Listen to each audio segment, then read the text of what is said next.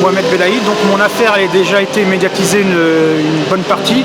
Donc moi je suis là aujourd'hui, je manifeste pour dénoncer les pratiques que je subis donc par des proches de François Hollande.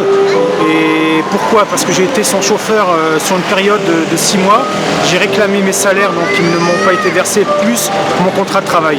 Depuis que j'ai dénoncé ça et j'ai déposé des plaintes qui sont toujours dans les tiroirs, je me demande pourquoi. Mes procédures sont bloquées au jour d'aujourd'hui et à la place je subis donc des menaces, des intimidations, ils ont vraiment des pratiques pour me faire taire que je trouve pas ça normal, quoi. Donc aujourd'hui même ma famille a été aussi pris à partie aussi, où on fouille dans la vie privée de ma femme, devant ma fille, et au jour d'aujourd'hui j'ai osé déposer des plaintes et j'en paye le prix fort aujourd'hui.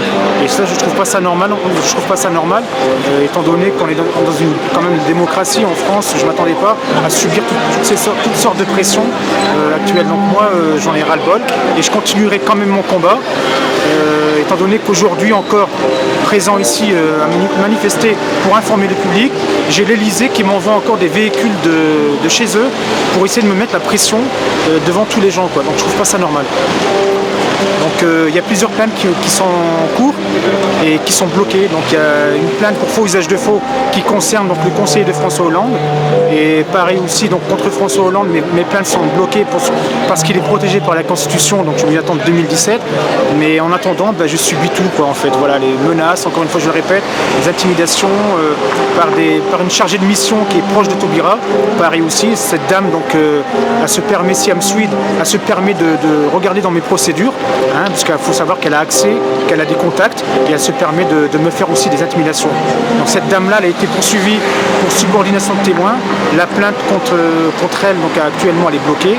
Et voilà, encore une fois, même en tant que victime, on est obligé d'attendre que le pouvoir qui est en place ne le soit plus pour que nos procédures avancent. Et je trouve pas ça normal. Donc moi aujourd'hui j'en appelle à Madame Taubira parce que je lui ai déjà envoyé un courrier, je n'ai jamais eu de réponse pour dénoncer ces pratiques. Et pareil, j'ai envoyé aussi deux courriers donc au ministère de l'Intérieur, directement au cabinet du ministre, et je n'ai eu aucune réponse. Donc moi au jour d'aujourd'hui, je demande des explications, et je demande aussi pourquoi M. Fawzi Lamdaoui, donc son conseiller, il est toujours en place malgré qu'il est poursuivi pour des procédures pour fraude fiscale et pour faux usage de faux. Donc cette infraction qui a été déposée de ma part et de celle de ma femme. Merci beaucoup. C'est un peu mélangé, non? Désolé, j'ai pas l'habitude de parler. Vous me dites sinon je recommence et puis non.